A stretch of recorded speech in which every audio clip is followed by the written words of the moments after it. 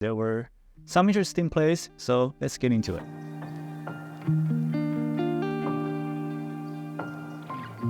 The first one we have is SASI. This is a bounce short that happened today. Consolidation is around 6. Whenever you want to short into bounce short, you have to be very careful to look at the flow and the market cap. If the flow is less than 3 million, be careful. Less than 1 million, be extremely careful, because flow that tight, you typically need big range for you to be able to enter a short. When you are spotting the resistance around 5.5 and you are looking at $4 spike to 5, that's only up 20%. So it doesn't really qualify as a bounce short, and the range is too tight. So shorting around 5 is not very ideal. Doesn't really matter how big the resistance is. First of all, you want to look at the resistance. Second, you want to look at the range. If the range doesn't qualify as your criteria, then it's not going to be shortable. So I took my entry around 6. The total gaining range was around, I think it was 70%. So I took a position around 6.3, covered around 5. It was a decent trade. I didn't size in too much, only I think 30K shares, because the flow is 500K. So you do not want to exceed 10% of the flow, and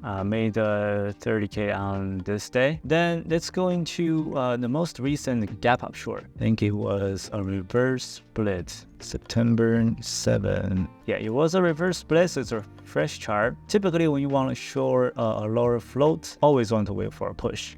This one pushed exactly 30%, so for lower float, average pushing percentage is much bigger than the smaller float. And also the gap up percentages has to be over 100%. And I took a very small positions around 7.7-ish. Didn't cover exactly at the bottom, covered I think it was 1/5 at the bottom, and covered the rest of it around 6-ish. So it wasn't a great trade because it didn't give me enough reward, and you cannot hold the 500K flow overnight. So even a gap down today is still a gap down the following day. It's still not really tradable. Those are for the bounce short. In the most recent tickers, we have pretty much all lower flow less than 1 million. I would recommend the beginners do not trade those tickers because they are not very predictable, and it takes extreme risk management to be able to make money on those tickers. And also the locates are very expensive as well. And let's take a look at the most recent hypes. That's TPST. This is a ticker that went from 10 cents to 10, and I took a loss on TPST around here. It bounced, went super parabolic. I think it was up around 2,000%. Took a entry on the short into a bounce, average around 4.45, risking 75% of the range, which is risking around 4.7, covered 4.7, then that's my entry. Took a decent loss on it because I sized in relatively big. I think I took a 40K, 50K loss. Going into the following day, didn't really short into it because it's already down 50%. It does bought a bunch of sympathy play into the market like OPGN, but those tickers are way too cheap. They're around $3, so it's not very ideal. Then going forward, a stock pushed back, but there's no actual resistance that was formed. The only consolidation that was formed, which is that current day. And going to the next day, people are shorting it using overstaying gap down or the volume comparison compared to the yesterday's volume, which traded on this day 126 million, but the range was too tight. It's only up around 60% on 128 million shares. So it's really big volume on really short range. Typically that will cause a squeeze like this to yesterday.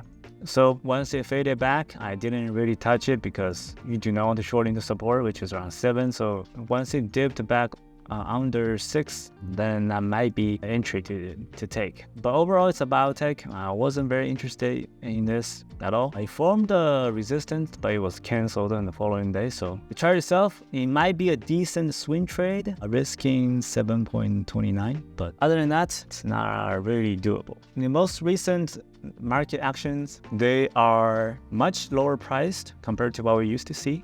The starting price is always sub $1. So typically we don't trade tickers that subs 3, and they go all the way up to 3, and then we might take a trade. So with the price range we're dealing that's so low, we typically can't size in that many shares, and that's the disadvantage from that compared to 2021. That average price we traded is around 10 to 50. So which means you can manage your risk better and size in bigger as well. Alright guys, that'll be it for end of this video. Make sure to click the like button and subscribe. If you have any questions about the locate app, leave a comment below, and I will try to reply your comments. And that'll be it. Thank you very much for watching. I will see you guys in the next one.